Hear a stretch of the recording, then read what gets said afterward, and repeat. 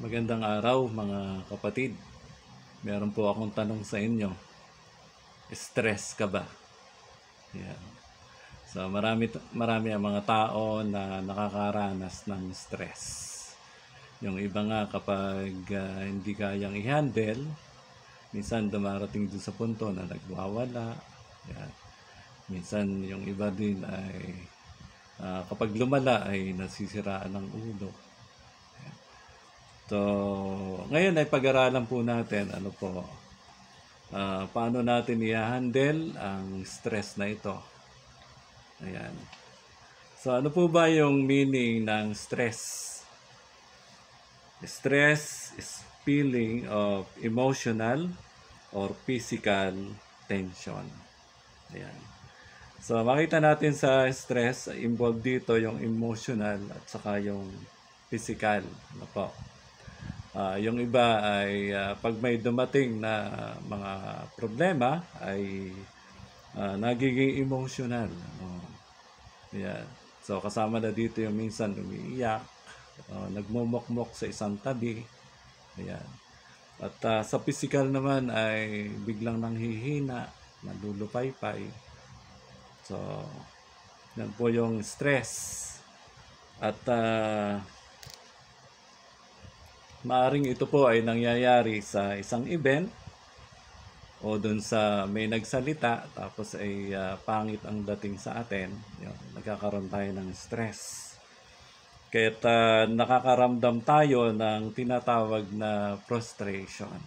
Frustrate tayo, angry, nagagalit, nagkakaroon ng nervyos. Ayan. So, yun yung nagiging dahilan ng tinatawag na ito na stress. Ano ba yung causes of stress? Ano ba yung mga pinagmumulan ng stress na ito? Number one ay yung feeling under lots of pressure. Kapag dumarating yung problema, napipressure tayo, yun yung pakiramdam kapag nakakaranas ng mga iba't ibang pressure. Hindi natin alam kung ano yung gagawin natin.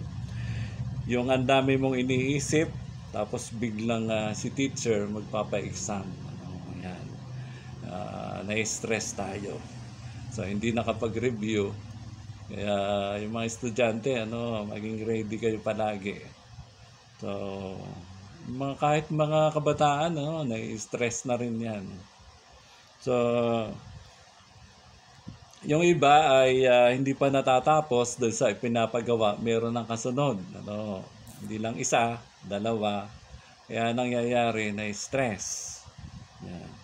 Ibang uutusan ka maglaba, tapos magplantsa, tapos mamamalengke ka, tapos meron pang kasunod. Yan, nakaka-stress yun. Ano po? Yan. Number 2, face big changes in your life. Yung bang biglang may dumarating na mga pagbabago na nangyari sa inyong buhay. Yung biglang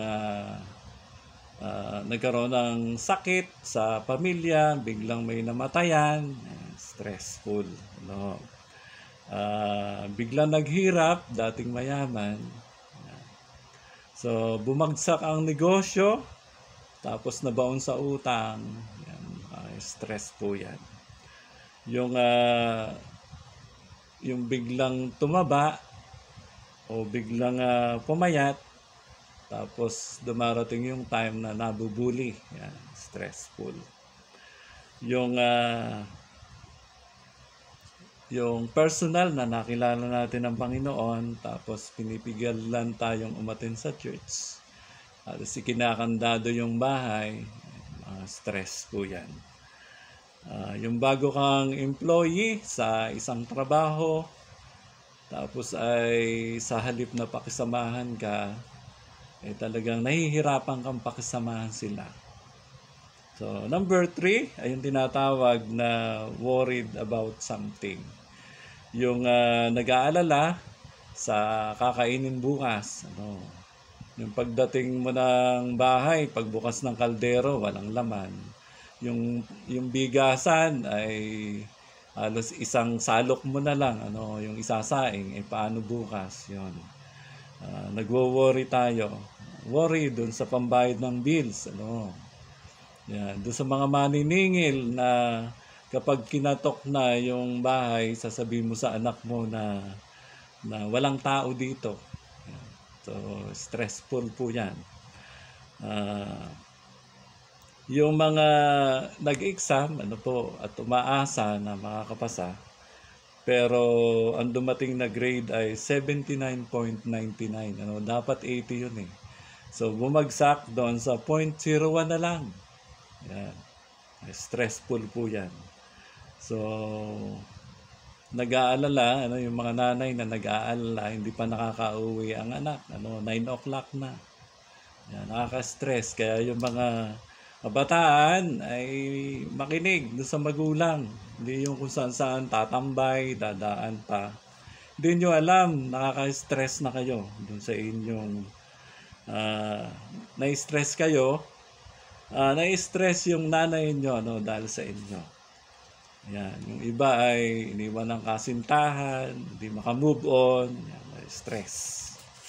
So, ano pa yung causes, ano, yung nagiging dahilan? Have many responsibilities. So, yung iba ay sa church, ano po, ang daming responsibilities. Tapos ay, o sa work, tapos pagdating ng bahay, sila pa rin, hindi tinutulungan ng mga anak. Yan, nakaka-stress po talaga yan. Yan. O, alimbawa, nasa church tayo, minsan, siya yung nagpapaawit, siya na rin yung nagigitara, siya na rin yung nagpipreach, ano, nakaka-stress po yun. So, ano pa, ano yung last na causes ng stress? Nakaka-experience ng rejection. Yan, mag-apply ng trabaho, mari-reject, ano, no vacancy, yan. Iniisip po yan palagi, ano, na nag-a-apply. Discrimination, no, yan.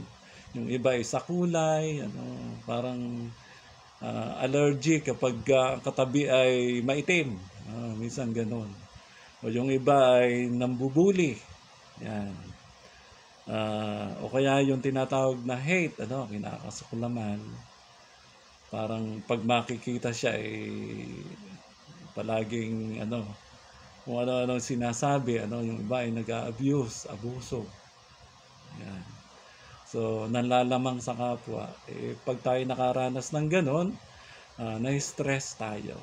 Yun po yung mga causes, ano, ng stress. So, sabi nga po, ano, ang kailangang i-handle po natin ito. Ano yung gagawin natin kapag dumarating yung mga stressful experience na ito? Ano po? Dapat marunong ka pong gumawa ng mga paraan para hindi ka ma-stress. No? Pwede naman po yung iwasan. Ano? Pwede rin po yung kontrolin. So, sabi nga, merong remedy dito. Ano? Kailangan marunong ka mag-handle. Ano? Ang isang may sikreto yung bundok. Ano po? So, nakikita po natin yung mayon. Pag yan po ay sumasabog, ano. Ang sikreto po niyan, wala po siyang pasingawan. Ano. So, yung ibang bundok katulad ng anong tawag noon? May mga bundok po na tahimik, ano po, katulad ng Makiling. Yan. So, hindi basta-basta po yan na sumasabog kasi meron po siyang pasingawan. Isipin po nyo, ano, yung kalapit ng Makiling, ano, Los Baños, may pasingawan nyo, kaya marami doon, di ba, yung mga nagsuswimming, may mga maiinit sila, ano, na swimming pool. Ayan, sarap naman pag naligo doon, di ba, nakakapagpakalma. So, sa ating buhay, kung i-compare doon, ay dapat meron din tayong pasingawan. Ano, kaya din nating i-handle. So, kaya yung ibang bundok hindi sumasabog kasi nga meron silang pasingawan. So, ano po yung mga dapat nating gawin? Number 1 ay sa pamagitan ng prayer. Napakahalaga ng pakikipag-usap sa Diyos. Napakahalaga, mga kapatid, nung pagsasalita sa Kanya. At ang sabi nga po dito sa aklat po ng Pilipos, chapter 4, verse 6. Yan. Huwag kayong mabalisa sa anumang bagay, kundi sa lahat ng bagay sa pamamagitan ng panalangin at pagsamo na may pagpapasalamat at ipaalam ninyo ang inyong kahilingan sa Diyos. Yan. Tingnan po natin yung salita dito. Huwag daw tayong mabalisa. Sa anumang bagay, kundi sa lahat ng bagay. Huwag daw tayong mabalisa sa lahat ng bagay. So, ang kinakailangan gawin natin, ang sabi dito ay sa pamamagitan ng panalangin at pagsamo. Panalangin. So, napakahalaga po ng prayer. Ayan. Kapag tayo po ay nai-stress, na ang puso natin ay bumibigat, ang isip natin ay hindi makapagpahinga, God invites us to enter His presence through prayer. Napakahalaga nung kausapin ng Panginoon. So, yun po yung dapat na maging takbuhan natin. Yung pananalangin. At tayo po ay palaging hinihintay ng Diyos na tayo po ay dumako dun sa pananalangin. Ayan. So, sabi ng Matthew 11:28, sabi po ay lumapit kayong lahat ng napapagal at nabibigatan sa inyong pasanin at kayo'y aking pagpapahingahin. So, nandun pala yung yung sagot, yung paglapit sa Panginoon, lalo na sa pamagitan ng prayer. So, lapit po tayo para tayo makalma, lapit tayo para masolve po yung ating mga problema. Hindi po dapat ito inaangkin yun bang sinasarili. Ayan. Kasi pag yan pinuno mo dun sa iyong sarili, dinibdib mo, yan. Isang araw, parang bulkan kang sasabog. Kaya yung iba, biglang tahimik, biglang magsisisigaw, biglang magagalit. Yung pala puno na, kinimkim na. So, kinakailangan nating ilabas. At ito ay sa pamamagitan ng prayer. Isumbong natin sa Diyos. Huwag nating isumbong sa kapitbahay. Baka pag sinumbong natin kung saang bayan pa yan makarating. Sabi nga marami daw ngayon yung Marites at Marisol. So, kinakailangan nating isumbong sa Diyos sa magitan ng panalangin. So, paano natin i-handle ang stress? Pangalawa ay share your worries with someone you trust and ask for help. Yan. Share your worries with someone you trust and ask for help. So, di ba meron naman tayo napapagkatiwalaan? Doon natin ilabas. Share natin. Hindi yung tinatago natin, isang araw sasabog yan. Kaya ikwento mo dun sa isang mapapagkatiwalaang tao. Huwag dun sa hindi mapapagkatiwalaan, baka lalo pang lumala yung nararanasan nating stress. Pangatlo ay practice gratitude to counterbalance worry. Ayan. So, i-practice po natin yung gratitude. Gratitude sa Tagalog ay yung pagpapasalamat. So, the more na ipinagpapasalamat natin sa Diyos yung lahat ng pangyayari sa ating buhay, unti-unti na mababaliktad po yun. Yung pag dumating yung stress, yung pag-aalala, yung worry, nasa top yan. Nasa top. So, kapag tayo ay nagpapasalamat sa Panginoon, ibig sabihin, natatanggap natin kung ano yung nangyayari. Yung pong worry, bababa ng bababa yun. At yung tataas po doon, walang iba, kundi yung napapagtagumpayan mo, yung stress na yun. So, yan po yung pangatlo. At nandun din po ito sa Philippians 4 verse 6. Ang sabi doon ay magpasalamat. So, pang-apat ay limit your exposure to stressor. Ayan. So, yung iba, problema na namumroblema doon sa isang tao, yun pa rin yung kasama niya. Pag kayo po ay nagkaroon ng problema na mag-asawa sa loob ng tahanan, minsan dapat kinakailangan mo minsan umiksit. Ugali na rin ng Pilipino yan. Halimbawa, nag-awa yung mag-asawa, lumabas ka muna. Pahinga ka muna ng mga 1 hour sa labas. Ayan. Tapos saka pumasok ka. Kasi pagpasok mo, control mo na yung sarili mo.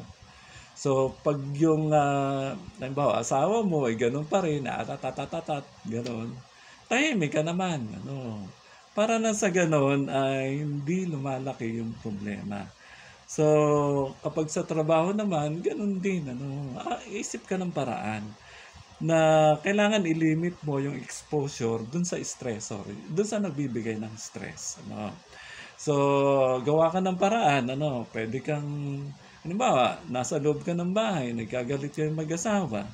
So, labas ka muna, exercise ka dun sa labas. O kaya naman ay mag-swimming ka muna, kung malapit lang naman dun yung isang pwede yung pag-swimming, ibig sabihin na i-relax mo yung sarili mo. Isa pa ay yung pakikinig dun sa gospel music. Pag ikay nakikinig ng mga para sa Panginoon, yung utak mo na napapagaan. Yung problema, unti-unting nawawala yan. Napakahalaga po ng musika. At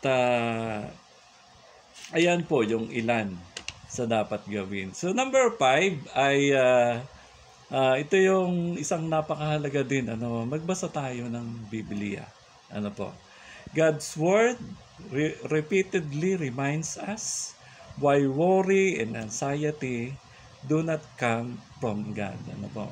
So pinapakita ng Biblia na yung anxiety na yan, yung depression, yung worry, yung stress, yan po ay pakana ng kaaway. At gusto ng Lord na hindi tayo makaranas ng mga bagay na ito.